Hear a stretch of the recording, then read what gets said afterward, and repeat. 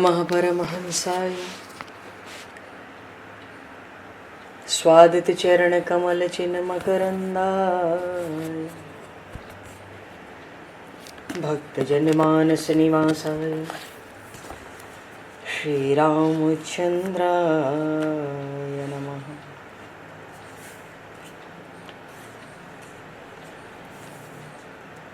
वंदे विदेहतनया पदपुंडरीकं केशौरसौरभसमाहत योगिचेतं हन्तुं प्रतापमनिशं मुनिहंससेव्यं सन्मानशालिपरिपीत परागपुञ्जम्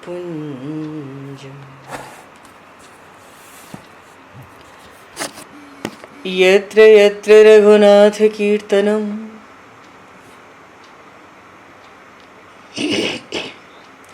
तत्र तत्र कृतमस्तकाञ्जलिं बाष्पवारि परिपूर्णलोचनं मारुतं नमत राक्षसान्तकं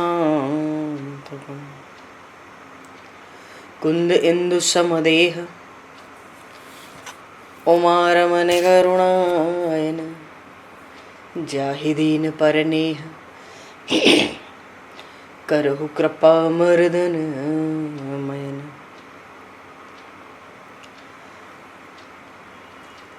प्रहलाद नारद पराशर पुंडरीक व्यासे अम्बरीश शुक शौनक भीष्म दालभान रुक्मांगद अर्जुन वशिष्ठ विभीषणादीन एतानहं परम भागवतान् नमामि।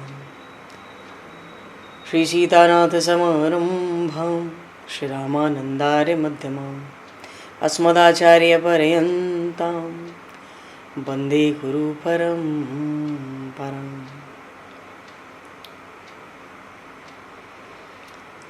वर्णानामर्थ संज्ञानां रसानां छन्दसामपि मंगलानां च कर्तारो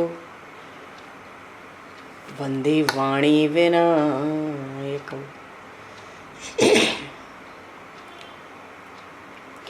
नान्यास्पृहा रघुपते हृदये स्मदीये सत्यं वदामि च भवान् किलान्तरात्मा भक्तिं प्रयक्ष रघुपुङ्गवनर्वरां मे कामादिदोषरहितं कुरु मानसं च।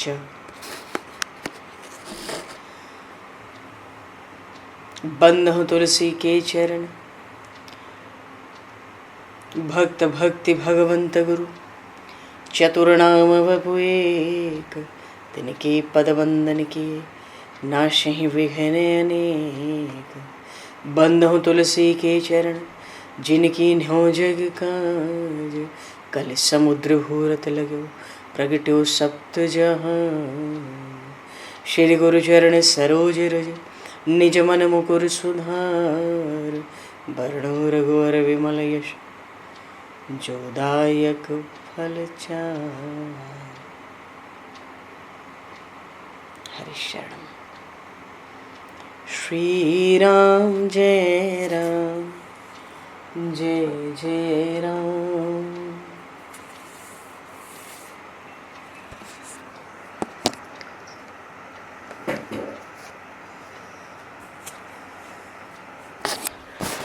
श्री राम जय राम जय जय राम।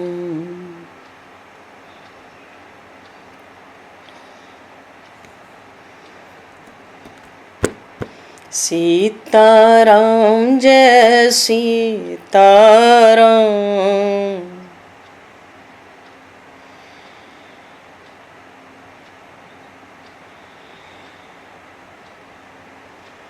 राधे श्याम जय राधे श्याम।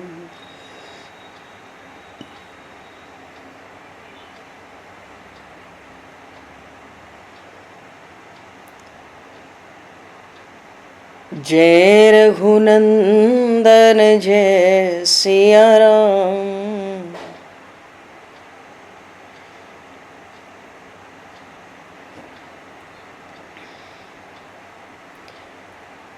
जानकी वल्लभ सीताराम।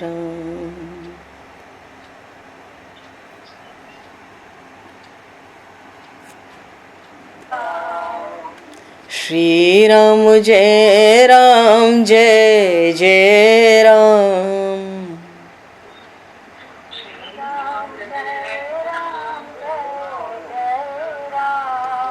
श्री राम जय राम जय जय राम।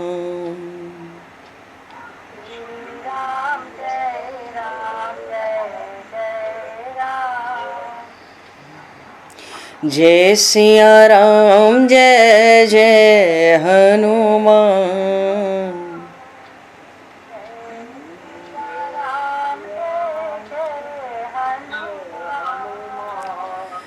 श्री गुरु रामानंद भगवान।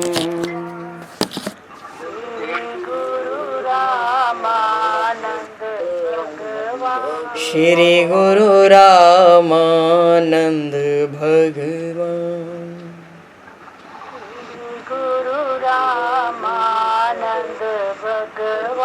श्री राम जय राम जय जय राम।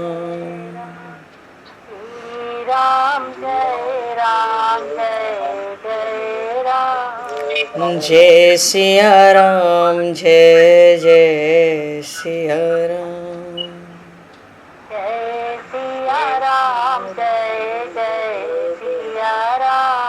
जय सिया राम जय जय सिया राम।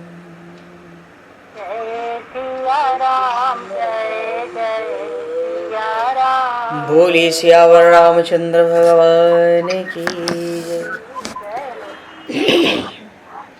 संपूर्ण राम दरबार की जय। श्री अवध मिथिला धाम की जय। श्री बांके बिहारी लाल की जय। 84 कोस ब्रजमंडल धाम की जय। श्री रामचरितमानस जी महाराज की जय। श्रीमन्नाम महाराज की जय। श्री पंडरीनाथ भगवान की जय। कली पावन अवतार गोस्वामी तुलसीदास जी महाराज की जय। सब संतन की जय, सब भक्तन की जय, समस्त वैष्णवन की जय, समस्त पूर्वाचार्य चरणन की जय, समस्त संप्रदाचार्यन की जय। श्री सद्गुरुदेव भगवान की जय। गंगा मैया की जय, जमुना मैया की जय, सरजू मैया की जय, गौ माता की जय, तुलसी माता की जय, पृथ्वी माता की जय, एकाशी महारानी की जय। जय जय श्री सीताराम, जय जय श्री राधेश्याम। नमः पार्वती पते हर हर महादेव। हरिशरणम। अनंत कोटि ब्रह्मांड नायक सर्वेश्वर पूर्ण परात्पर ब्रह्म असंख्य कल्याण गुणगणलय भक्तवांशा कल्पतरु शरणागत वत्सल भक्तवत्सल दीनबंधु दया सिंधु श्री कौशल्य आनंद वर्धन श्री दशरथ नंदन श्री जानकी कंठभूषण भगवान श्री सीताराम जी महाराज की असीम कृपा करुणा से श्री हनुमान जी महाराज की परम पावन भावमयी सन्निधि में महापुरुषों की भावमयी उपस्थिति में एवं आप सभी श्रद्धालु भक्त वैष्णवों की मंगल सन्निधि में मानव जीवन का सर्वोत्कृष्ट फल भगवत गुणगान भगवत कथा का आनंद हम सभी श्री राम कथा के माध्यम से प्राप्त करने जा रहे हैं। सर्वप्रथम आप सभी भक्त जनों के श्री चरणों में भगवत भाव से सादर वंदन सादर नमन। आप सभी को यथा योग्य जय सिया राम, जय जय श्री राधे हरि श्याम, जय श्री राम।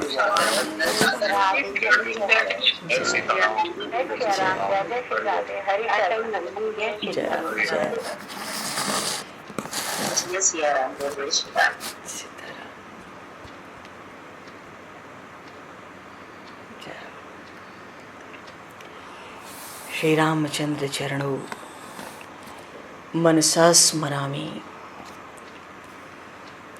श्री रामचंद्र चरणों वचसा गृणामि। श्री रामचंद्र चरणों सरसा नमामि। श्री रामचंद्र चरणों शरणं प्रपद्ये।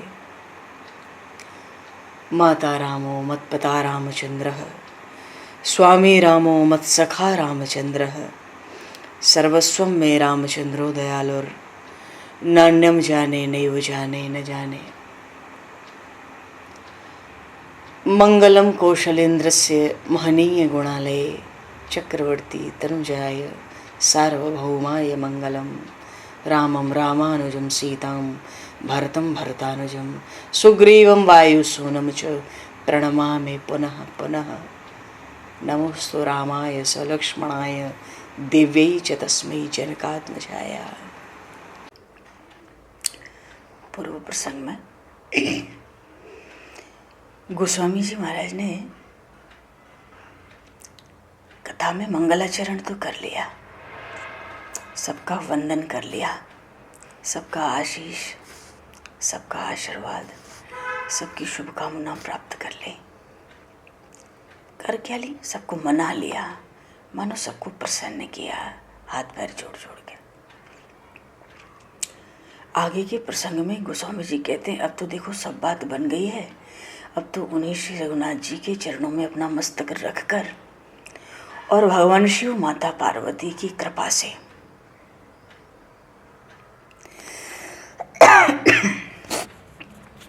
अब रामचरित्र गाऊंगा, राम गुणगान करूंगा।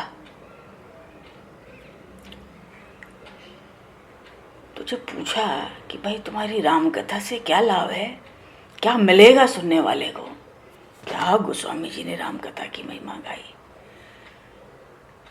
इस रामचरित्र की विशेषता क्या है? गोस्वामी जी ने क्या बढ़िया विशेषता गाई। क्योंकि कथा कहने में तो एकाग्रता चाहिए, तन्मयता चाहिए, पर कथा सुनने में खूब श्रद्धा चाहिए, भ्रम नहीं चाहिए, संशय को स्थान नहीं चाहिए। उससे लाभ नहीं हो पाता है।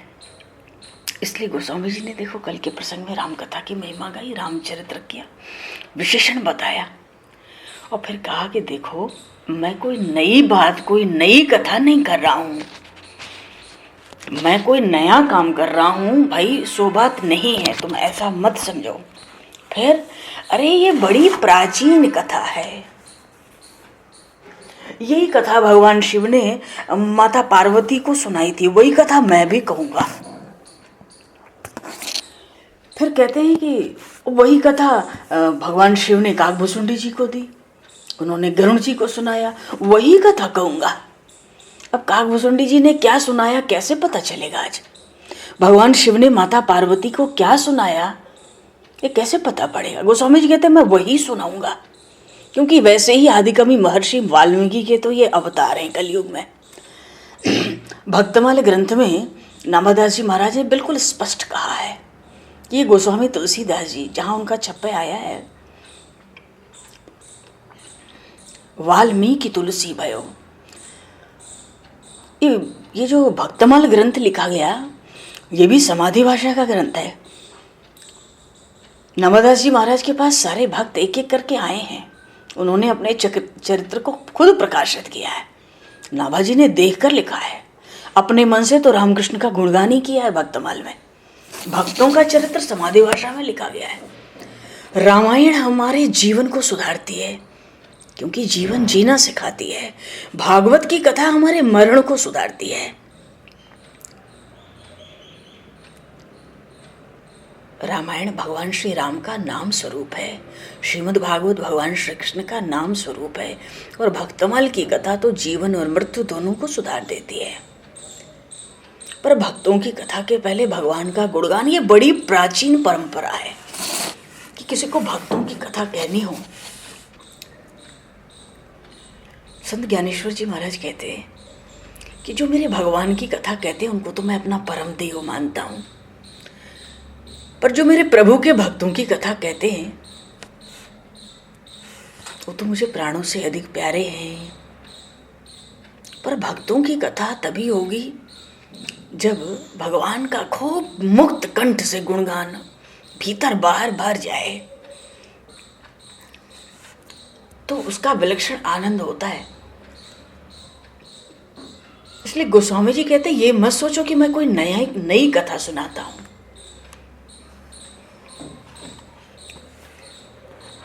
और फिर याज्ञवल्क्य जी ने काकभूषुंडी जी से लेके भरद्वाज जी को सुनाया वही कथा।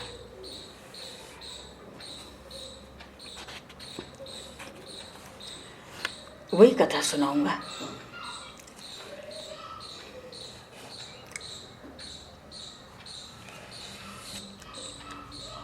गोस्वामी जी ने शरणागति को प्रदान करके कथा वही कही है जो भगवान शिव कितनी विलक्षणता है। रामायण ग्रंथ महर्षि वाल्मीकि ने देख देख कर लिखा है। वो काव्य नहीं है, केवल आदि काव्य कहलाता है, पंचम वेद।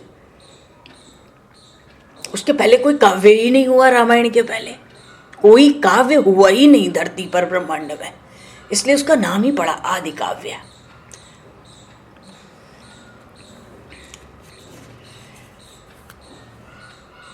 कल प्रसंग आया भरद्वाज ऋषि याज्ञवल्क्य जी से माघ के मेले में प्रयागराज में पूछ रहे हैं, राम कवन प्रभु पूछो तो ही। भीतर तो राम जी के लिए अपार प्रेम भरा है, पर याज्ञवल्क्य जी क्योंकि काकभूषुंडी जी से कथा सुनकर आए, सोचते कोई ऐसा प्रश्न रख दूं कि सारी कथा सुनने को मिल जाए। तो बड़ी चतुराई से ये भरद्वाज जी कहते हैं, राम कवन प्रभु पूछो तो ही। आप सब जानने वाले हैं। ये बताओ वो राम जी कौन है? देखो इस प्रश्न में बहुत रहस्य है। रहस्य क्या है? गोस्वामी जी इस बात को कथा करने के पहले, कथा आरंभ हो उसके पहले ही स्पष्ट कर देना चाहते हैं कि मैं जिन राम की कथा सुनाता हूं, मैं जिन राम का गुणगान करना चाहता हूं, वो ब्रह्मा विष्णु महेश में कोई नहीं है।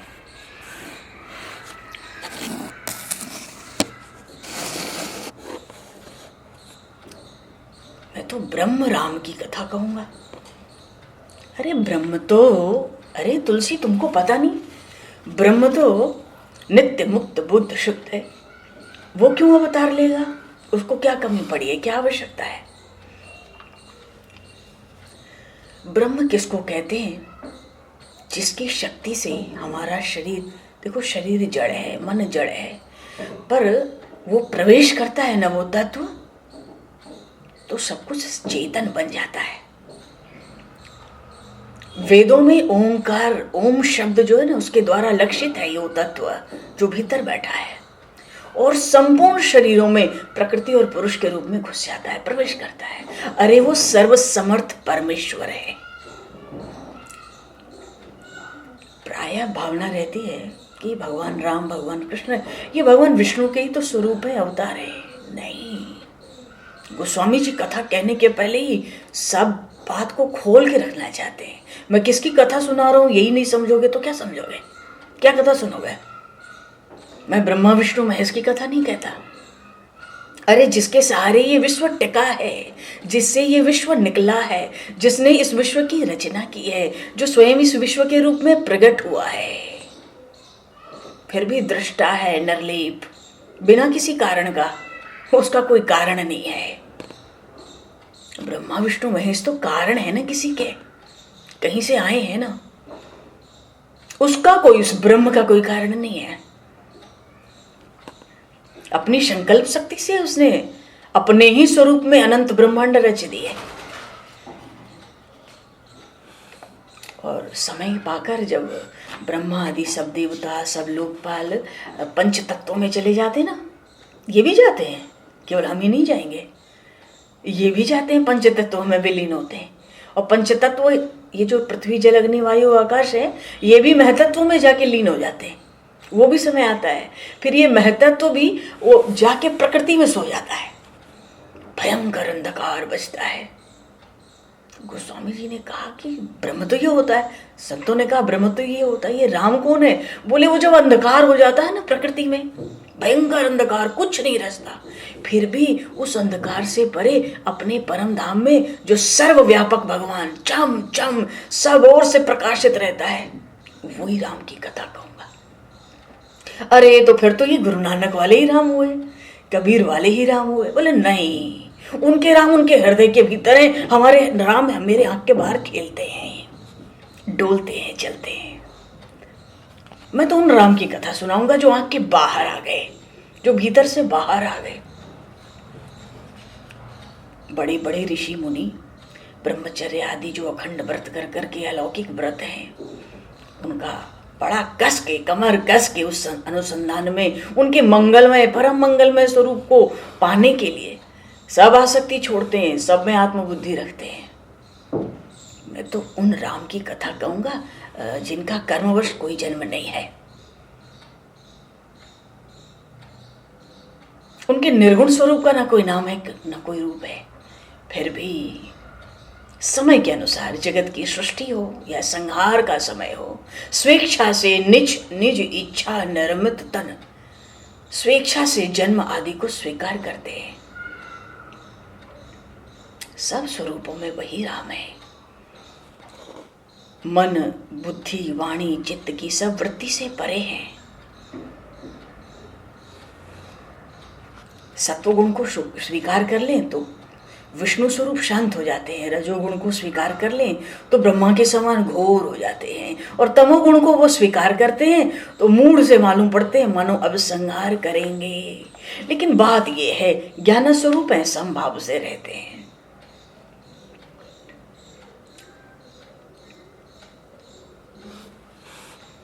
उस ब्रह्म तत्व की मैं ब्रह्मा विष्णु महेश की कथा कहने नहीं जा रहा हूं।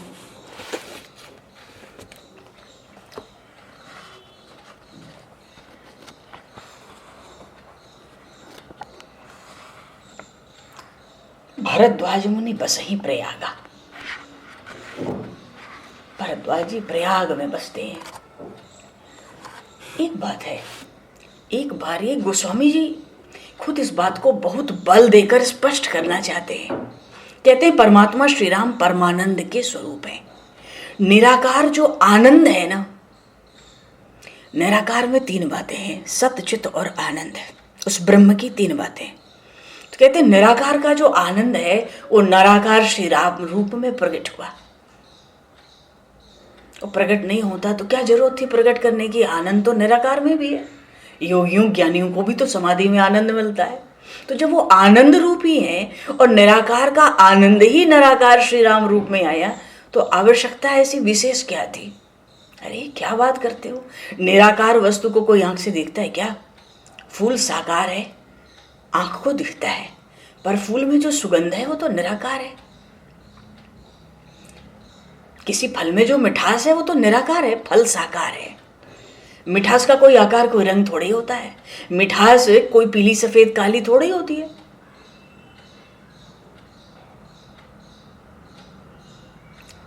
आंख तो साकार है, पर आंख में जो देखने की शक्ति है वो तो निराकार है।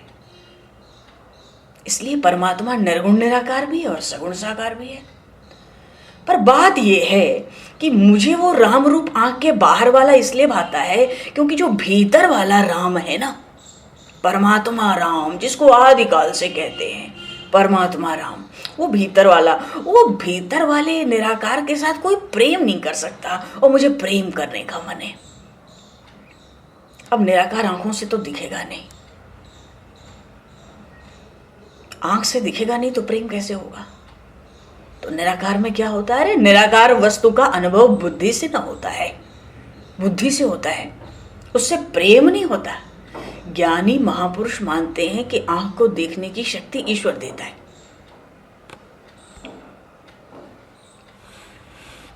आंख के कारण वस्तु दिखाई देती है, पर आंख को शक्ति कौन दे रहा है? पहले मन देता है। आंख और मन का संयोग हो ना तभी कुछ दिखता है। कभी कभी देखो होता है हमारे सामने कोई वस्तु पड़ी हो, हमें नहीं दिखती है। क्यों? आंख तो है, आंखों की शक्ति भी है, तो दिखती क्यों नहीं? क्योंकि मन कहीं और है। मन कहीं और हो तो भी आंख से वस्तु सामने की भी नहीं दिखती है, मन ही कहीं और है। तो मन और आंख दोनों मिले तब वस्तु दिखे। तो मन को शक्ति कौन देता है? बुद्धि। और बुद्धि को प्रकाश परमात्मा।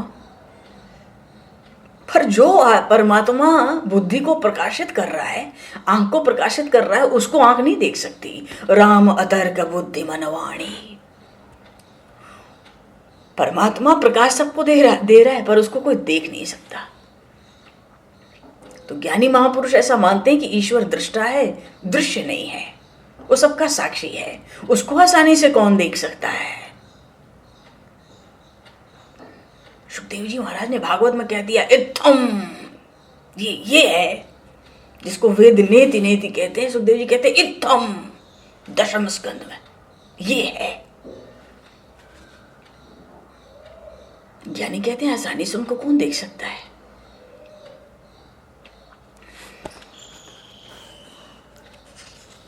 और वैष्णव क्या कहते हैं? वेदांत क्या कहता है कि भैया ईश्वर का कोई रूप नहीं है। वैष्णव क्या कहते हैं? ईश्वर के अनंत रूप है, सब रूप ईश्वर के ही है, ये अनेक आकार वाला है, इसका कोई निश्चित आकार नहीं है। भक्त मानते हैं कि ईश्वर प्रेम के कारण आकार धारण करता है। अतिशय प्रेम देख ले तो वो प्रभु भी अपना स्वरूप प्रकट करते हैं। जैसे भगवान शिव ने कहा हरि व्यापक सर्वत्र समाना, प्रेम ते प्रकट हूं ही मैं जाना। अगर उस ब्रह्म को प्रकट करना है तो एक प्रेम, नहीं तो भैया सगुन ही अगुन ही नहीं कछु भेदा, गावहि मुनि पुराण बुध भेदा, अगुन अरूप अलख अज जोई, भगत प्रेम बस सगुण सो होई। ये भक्तों का प्रेम है जो उसको बांध देता है। परमात्मा सगुण निर्गुण दोनों है, और कहो तो कुछ नहीं है। वेद सगुण निर्गुण दोनों ब्रह्म का वर्णन करते हैं। निर्गुण ही सगुण है, निराकार ही साकार बनता है। श्री राम साक्षात परमात्मा है।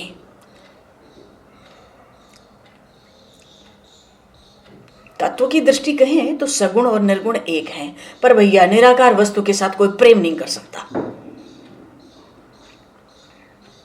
तो लोग परमात्मा के साथ प्रेम करें, इसलिए प्रभु ने आकार स्वीकार किया है, साकार स्वरूप धारण किया है। अच्छा, योगी जन आनंद का अनुभव करते हैं भीतर, पर जो भक्त हैं, भक्तों के लिए वो आनंद साकार रूप धारण करके बाहर खेलता है। आनंद ही श्री राम रूप में प्रकट हुआ है। निराकार ब्रह्म अगर आकार धारण करे ना तो भी स्वरूप तो उसका वही रहता है। कहते ना इतनी उम्र हो गई, स्वभाव नहीं बदलता सामने वाले का। निराकार ब्रह्म अगर आकार धारण करे तो स्वरूप वही रहेगा उसका।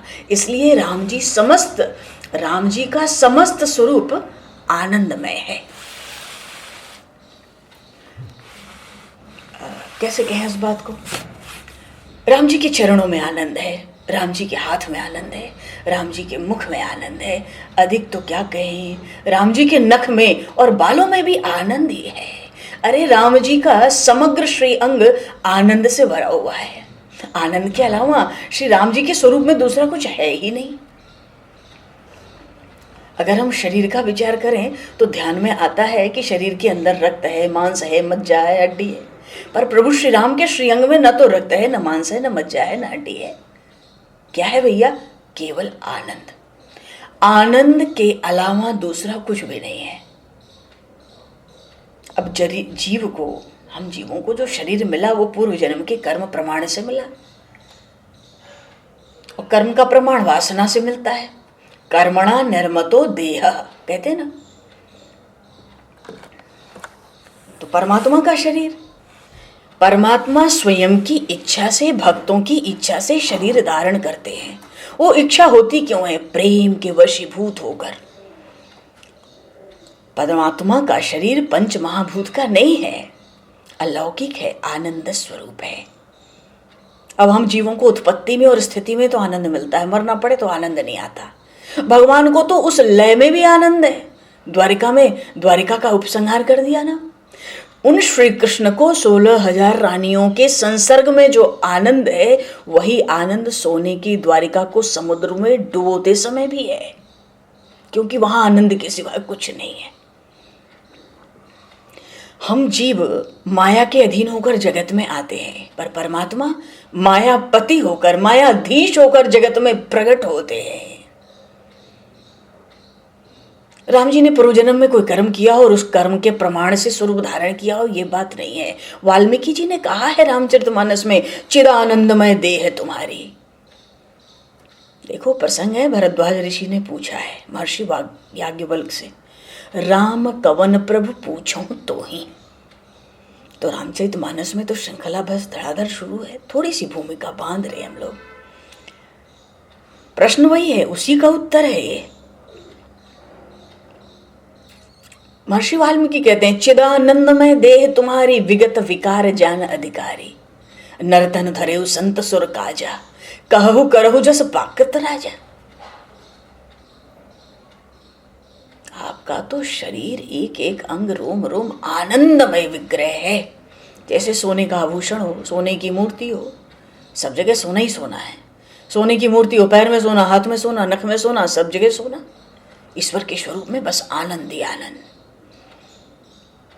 परमात्मा का स्वरूप अपने जैसा दिखता है, पर अपने जैसा है नहीं, वो केवल आनंदमय है। व्यास नारायण का ब्रह्मसूत्र है, ब्रह्मसूत्र लिखा ना व्यास भगवान ने, ये ब्रह्मसूत्र की बात है। कहते हैं, आनंद मयो व्यासात, बस आनंद ही आनंद है वहां। आनंद कहो, ईश्वर कहो। अगर ऋषियों की बात कहें तो ऋषि कहते हैं कि ईश्वर में आनंद है। इसका मतलब है कि ऋषियों के सिद्धांत में दो चीजें हैं, आनंद और ईश्वर, और दोनों अलग अलग हैं, क्योंकि ईश्वर में आनंद है। दो बातें हो गई, दोनों का अस्तित्व अलग है, मनोद्वैत सा आभास होता है। पर महर्षि व्यास, महर्षि वाल्मीकि, अन्य ऋषियों का जो सिद्धांत है वो कहते हैं आनंद ही ईश्वर है। ईश्वर और आनंद अलग अलग नहीं है, ये अद्वैत का सिद्धांत हो गया। तो आनंद कहें, ईश्वर कहें, श्री राम कहें, श्री कृष्ण कहें, ये सब एक ही के नाम है। आनंद ही ईश्वर का स्वरूप है। अब खाण का खिलौना है, वो चीनी के खिलौने आते ना दिवाली के समय, नखशिख तक खाणमय होता है। कहीं भी हाथ पैर मुंह आँख कहीं भी छुओ, नीचे ऊपर मिठाई है वो। ऐसे ही परमात्मा का संपूर्ण स्वरूप आनंदमय है। अरे ठाकुर जी के नख और बाल का भी दर्शन हो ना, उस समय जीव को आनंद मिलता है।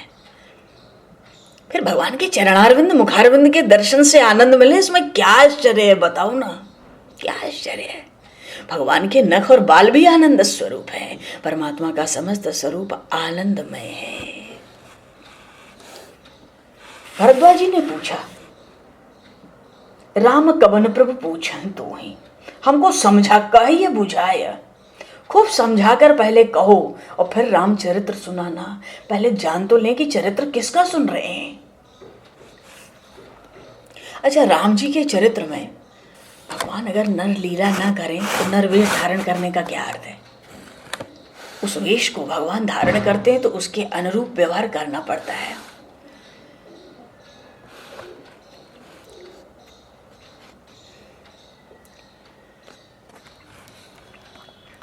एक बड़ी तो जो सबसे ज्यादा आश्चर्य प्रकट हुआ रामावतार में कि काहे बात के कैसे भगवान भाई, जैसे कृष्णावतार में भगवान ने जब रास लीला की, पचा ही नहीं आज तक पचा ही नहीं, अपने अपने ढंग से व्याख्या करने लगे। कहीं कहीं तो ऐसी सुंदर व्याख्याएं हैं कि घबराहट हो जा रही, राम राम, कान पे हाथ देना पड़े, प्रभु रक्षा करो रक्षा करो। इसलिए भरद्वाज ऋषि ने एकदम जगह पर छुआ है याज्ञवल्क्य जी को।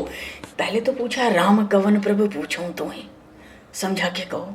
फिर कहते हैं कि एक राम अवधेश को मारा। मैंने सुना एक दशरथ नंदन राम हुए और तिनकर चरित्र विदित संसारा। उनका चरित्र, राम जी की कथा सब जानते हैं, पूरा संसार जानता है। क्या खास जानता है संसार? संसार क्या खास जानता है? लोग बात करते हैं, नारी बिरह दुख लहु अपारा और भयहु रोष शरण रावण मारा। रावण उनकी स्त्री को उठा ले गया, क्रोध आया, रावण को मारा, बड़ा दुख पाया स्त्री के पीछे। इसलिए प्रभु पूछता हूं कि ये ब्रह्म राम शिव जी के राम अलग हैं और ये दशरथ नंदन क्या कुछ प्रभु सोई राम की अपर को वही राम है या कोई ये और हैं दशरथ नंदन जाहि जपत त्रिपुरारे। आप तो सत्य के धाम सर्वज्ञ हैं, थोड़ा विवेक और विचार से बताओ, ऐसा बताओ कि भ्रम मिट जाए। हैं राम जी के मन क्रम वचन से भक्त हैं, मनसा वाचा कर्मणा। पर ये प्रश्न भरद्वाज जी न पूछते तो हम लोग को आनंद कैसे आता बताओ। तो राम कथा की महिमा सुनाई। ये महापुरुष बड़े चतुर होते हैं, बड़े ज्ञानी, बड़े विज्ञानी। याज्ञवल्क्य जी कहते हैं कि ये जो तुमने प्रश्न पूछा है ना, राम कवन प्रभु पूछूं तुम, यही प्रश्न एक बार माता पार्वती ने भगवान शिव से पूछा था। तो ठीक है, वही संवाद तुमको सुना देता हूं कि भगवान शिव ने इसका क्या उत्तर दिया था। अपने ऊपर भार क्यों लो, बात तो दिल की है, पर दिल की बात भी कहनी है तो अपने दिल की लगा के नहीं कहनी है। हमेशा बढ़िया बात हमेशा महापुरुषों के आश्रय से ही कहनी सुननी चाहिए,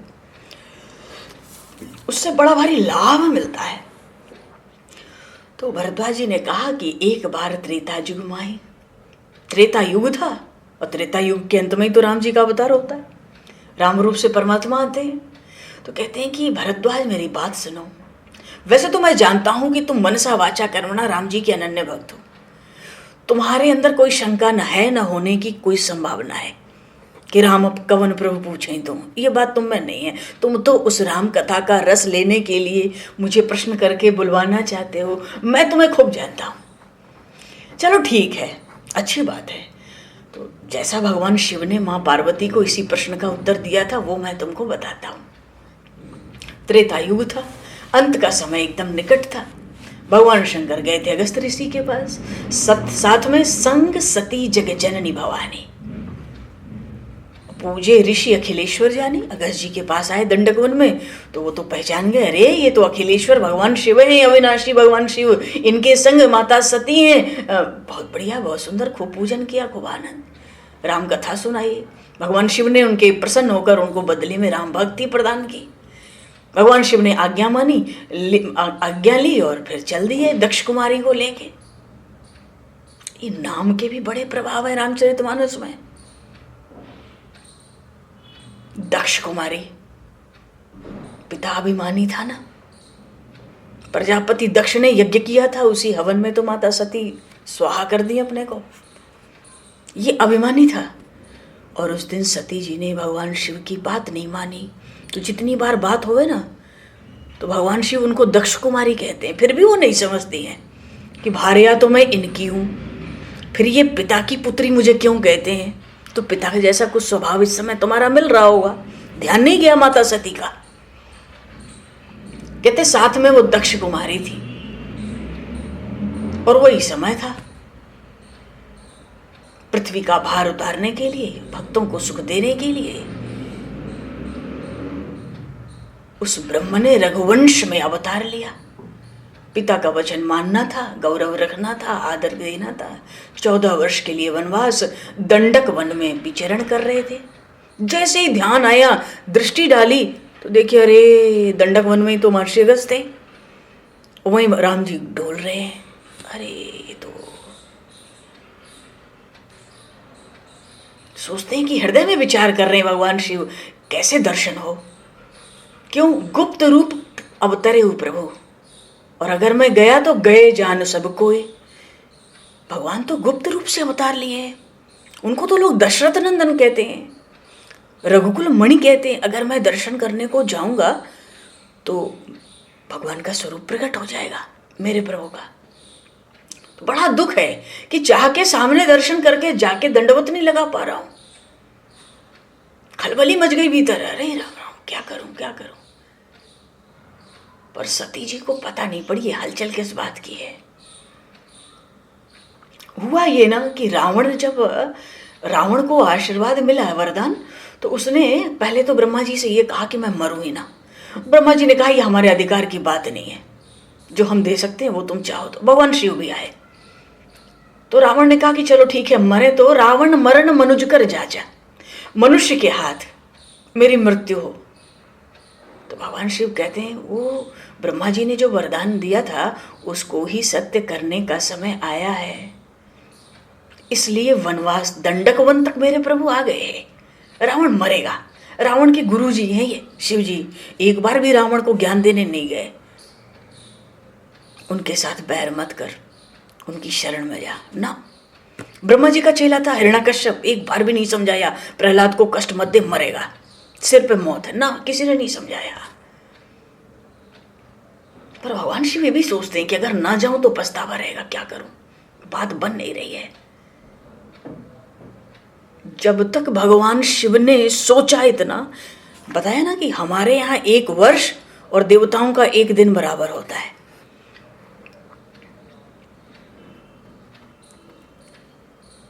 मानो हमारे 4 दिन बीते तो उनका आधा घंटा निकल जाए शायद। तो आधा घंटा तो नहीं, शिव जी 5-10 मिनट विचार किए, उनका 5-10 मिनट, यहां तो कहानी बहुत बढ़ गई। कहानी कहां तक बढ़ी? कहानी यहां तक बढ़ी कि रावण आया नीच मारीच के पास, उस समय का दृश्य बता रहे हैं। भगवान शिव ने कौन सा दृश्य देखा? जैसे स्मरण हुआ, भगवान ने अवतार लिया प्रभु ने, तो तुरंत दृश्य देखा, रावण गया मारीच के पास। और ये काम तो इतनी तेजी से हो रहा है भगवान शिव की दृष्टि में, क्योंकि वो तो देवलोक के। रावण गया मारीच के पास, मारीच तुरंत छल कपट करके हिरण बना, स्वर्ण हिरण बना, और रावण ने छल करके वैदेही का हरण किया, क्योंकि उस मूर्ख को प्रभु प्रभाव तस विदित न तेहि, वो प्रभु के प्रभाव को नहीं जानता था। वो मूर्ख, जो पंडित रावण कहलाता है, महामूर्ख है। भगवान शिव कह रहे हैं प्रभु प्रभाव तस विदित न तेहि, उसको पता ही नहीं था प्रभु का प्रभाव। मृग को मार के भाई के साथ आश्रम आए, और आश्रम देख नयन जल जाए।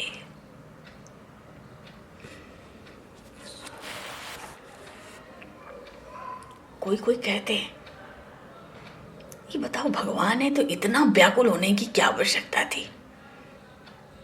अम्मानों की व्याकुलता नहीं थी तो प्रकट करने की इतनी व्याकुलता क्या आवश्यकता थी? देखो भैया, भगवान ने गीता जी के 4थे अध्याय में कहा, ये यथा माम प्रपद्यन्ते तांस्तैव भजाम्यहम्।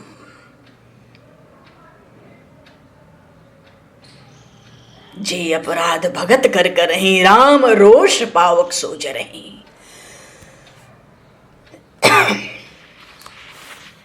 जे अपराध भगत करके, राम जी का कोई अपराध करे भगवान को तकलीफ नहीं होती है, कोई बात नहीं, दोष तो देखते ही नहीं, स्वभाव ही नहीं है। भयहु रोष रन रावण मारा, ये रोष क्रोध क्यों हुआ? क्योंकि जे अपराध भगत कर करहि, राम रोष पावक सो जरहि। वो तो बचेगा नहीं। चलो रावण को मारा क्रोध करके, तो आश्रम को देख के रोने क्यों लगे राम जी? आश्रम देखो नयन जल छाए, क्योंकि ये यथा माम प्रपद्यन्ते तांस तैव भजाम्यहम्। मेरे भक्त मुझे जैसे भजते हैं मैं भी उनको वैसे ही भजता हूँ। और श्री जानकी मैया के लिए प्रसंग आया, विलपत रही कुरर की नाई। इतना बिलाप, इतना बिलाप, हा एक दीन बंधु रघुराया।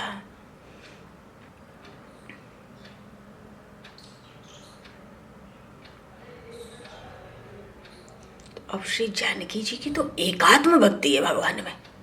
अरे उन्होंने, उन श्री जी ने प्रभु का यश बनाया है, जिसको आज संसार गा रहा है। हनुमान जी महाराज अग्रगण्य है गाने में राम कथा।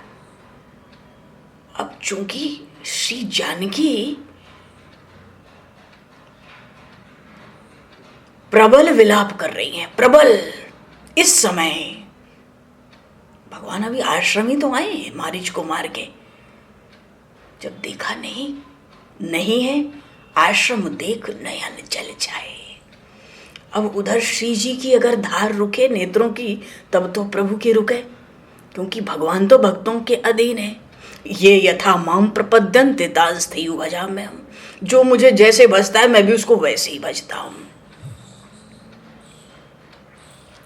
देखी सुदामा की दीन दशा, करुणा करके करुणा अपनी परात को हाथ छुयो न।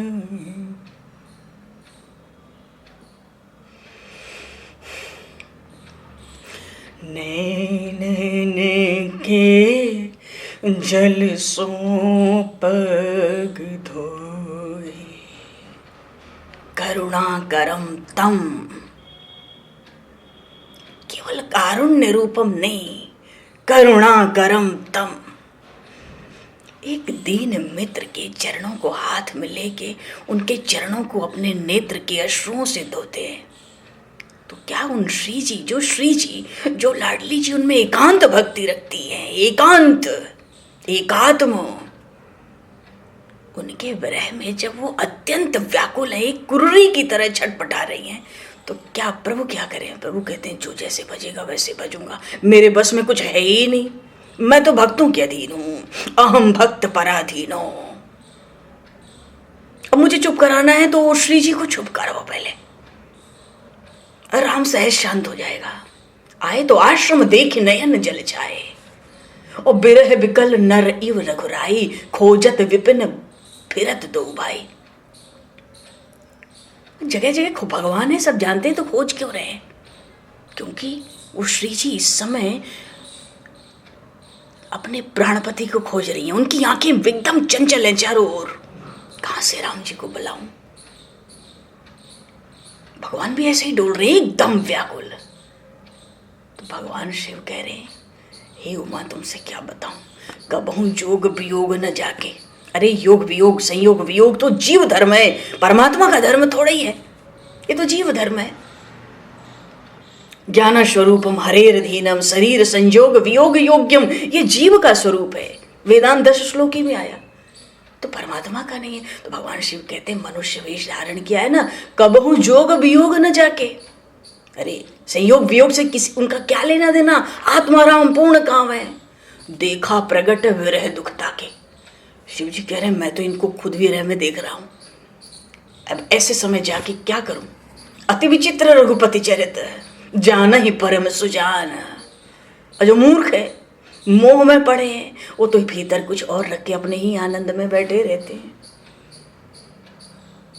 तो उस समय भगवान शिव ने ऐसी स्थिति में प्रभु श्री राम को देखा, तो देखते ही तो हृदय में बड़ा हर्ष हुआ, बहुत, और नेत्रों से प्रेम का प्रवाह भगवान शिव के चल पड़ा।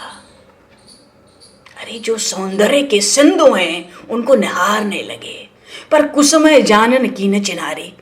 अब इस समय ठीक नहीं है, भगवान अपना दुख प्रकट कर रहे हैं, श्री जी को रावण ले गया है, अभी पहचान नहीं करूंगा, न प्रणाम करने। वहीं जहां थे माता सती बगल में, वहीं से प्रणाम किया, क्या मुंह से निकला, जय सच्चिदानंद जग पावन, अस कही चले मनोज न सावन। वो काम के शत्रु भगवान शिव प्रणाम करके आगे चल पड़े, अभी जा रहा ठीक नहीं है, फिर देखेंगे, कोई बात नहीं। तो सती जी के साथ जा रहे हैं, जा तो रहे हैं, भगवान का दर्शन हो गया तो शरीर में पुलकावली है। अरे वो तो कृपा के घर हैं, पर शरीर की दशा ऐसी हो रही है, सती सुदशा शंभु के देखी, ये क्या हालत हो गई मेरे पति की। बड़ा उपजा संदेह विशेषी, बहुत संदेह भीतर हो गया, ये क्या हुआ, ये राजकुमार इतना सुंदर था, इसके रूप पे आसक्त हो गए क्या शिव जी? अरे ये तो शंकर हैं, शंकर के समान शंकर। ये भगवान शिव का तत्व तो बहुत से लोग नहीं जानते, ये क्या है, जानना चाहते भी नहीं, ऐसे भी बहुत है, पर भक्ति में इसके बिना काम चलता नहीं। सती जी कहती है ये तो शंकर हैं, जगत में सबके वंदनीय हैं। इतना ही नहीं, शंकर जगत बंद जगदीशा, ये जगदीश है, क्योंकि अविनाशी हैं, अजर अमर हैं, एकात्म भक्ति से एक हो चुके हैं, दो बचे ही नहीं परमात्मा के साथ। और सुर नर मुनि सब नावत सीसा, इनको कौन है जो प्रणाम नहीं करता? अरे ये तो ईश्वर के ही समान है, पर इन्होंने उस राजपुत्र को प्रणाम किया, कहते हैं जय सच्चिदानंद वरदामा। उसका रूप देख के तो मगन हो गई, आज तक तो मैंने इतना मगन देखा ही नहीं शिव जी को। इतने मगन है कि आगे बढ़ गए, फिर भी वो जो प्रेम छाया है भीतर रूप का, वो उतरता ही नहीं है, चल ही नहीं पा रहे, होश में ही नहीं है, इधर का उधर पैर रखते हैं। सती जी ने सोचा, शिव जी हैं तो ईश्वर, मिथ्या भाषण तो कर नहीं सकते, मुझे तो ये राजकुमार दिखता है। पर इनको शिव जी ने कहा जय सच्चिदानंद जग पावन। सती जी ने कहा ये ब्रह्म है, क्योंकि मेरे इष्ट के तो ब्रह्म, मेरे पतिदेव के तो इष्ट ब्रह्म है, ब्रह्म राम, तो ये ब्रह्म है। अरे ब्रह्म जो व्यापक बिरज अज अकल अनीह अभेद, सो की देह धरी होई नर, जाहि न जानत वेद।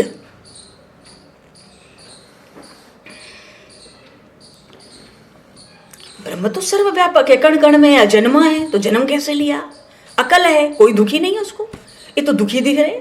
अनी है, उसको तो कोई इच्छा नहीं है, इनको तो इच्छा है कि स्त्री मिल जाए, खोज रहे, खोजने का अर्थ ही है मिल जाए। ब्रह्म में तो कोई भेद नहीं है, फिर ये राजकुमार है, इनकी स्त्री है, भेद तो हो गया, ये भाई भी दो दिख रहे हैं, यहां भी भेद है। तो ब्रह्म जिसके ऐसे ऐसे विलक्षण गुण हैं, ब्रह्म जो व्यापक बिरज, जिसमें माया की कल्पना नहीं है, 3 गुणों से परे है जो, तो ब्रह्म जो व्यापक बिरज अज अकल अनीह अभेद, उसने क्या शरीर धारण किया, नर शरीर, सो की देह धरी होई नर। सती जी कहती हैं जाहि न जानत वेद, जिसको वेद आज तक जान नहीं पाए, नेति नेति कहते, नयति नयति नयति।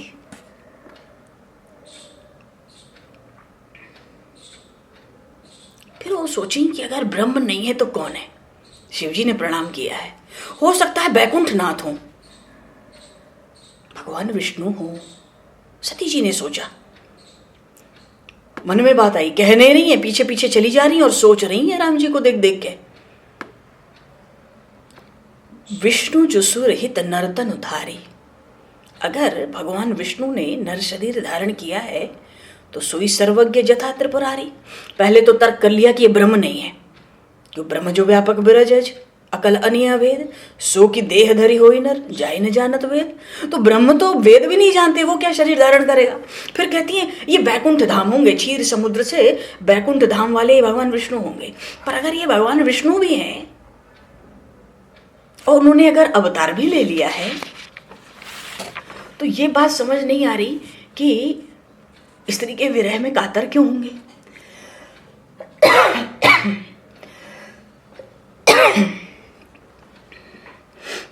कहती है विष्णु भगवान भी हैं तो वो तो सर्वज्ञ है भाई।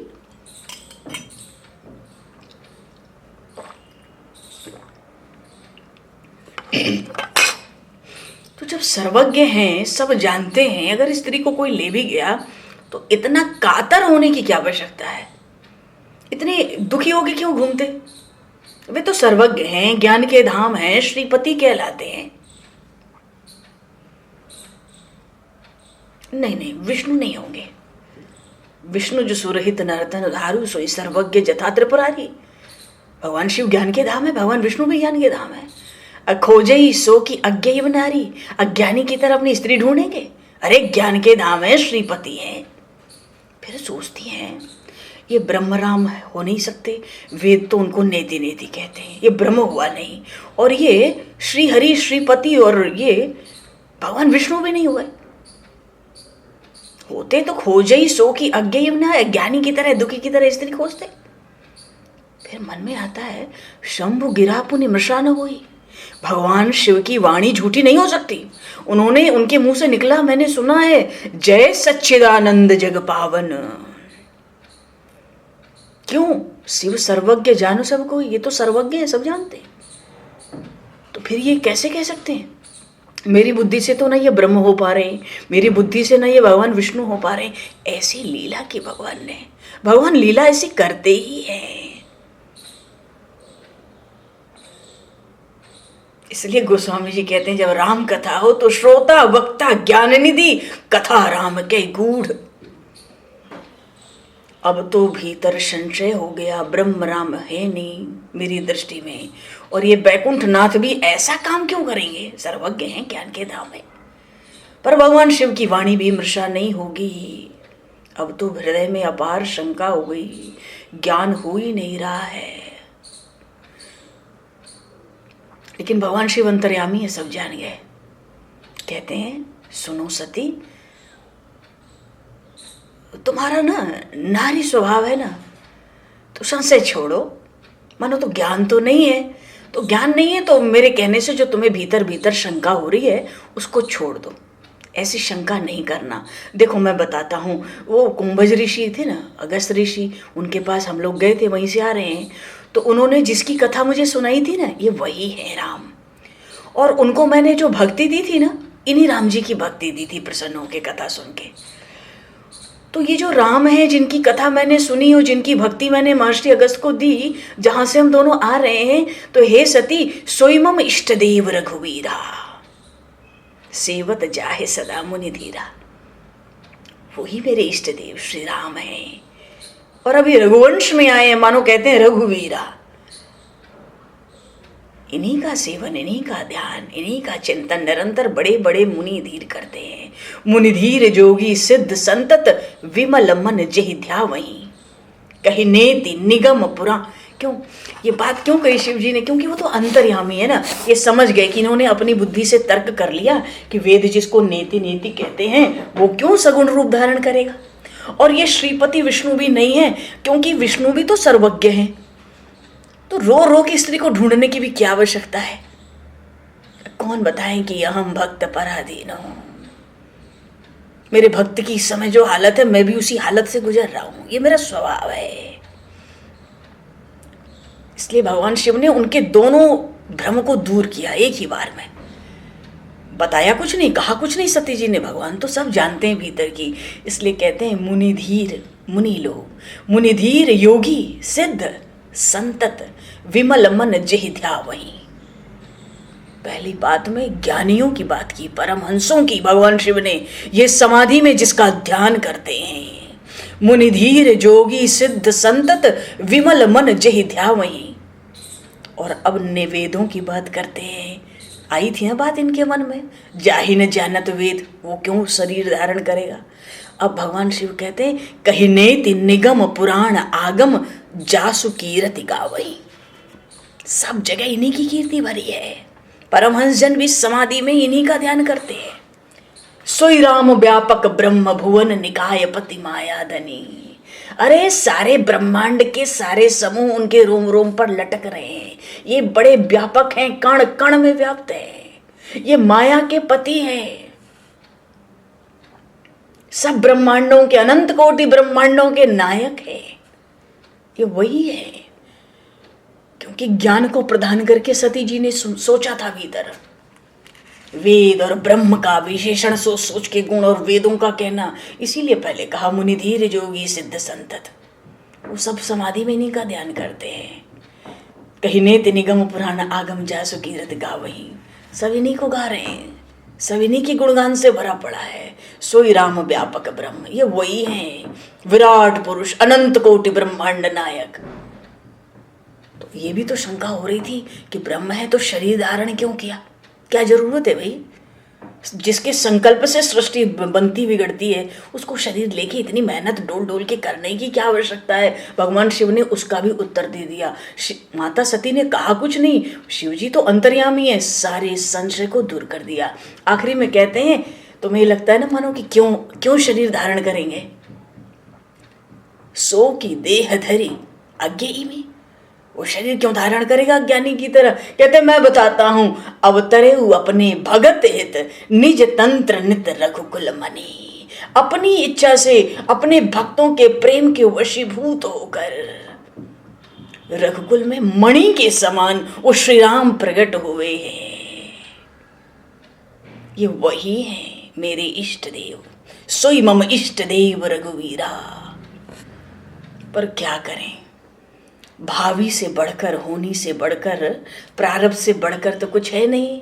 लागन और उपदेश शिव जी ने बहुत बार समझाया, पर बात जमी नहीं भीतर।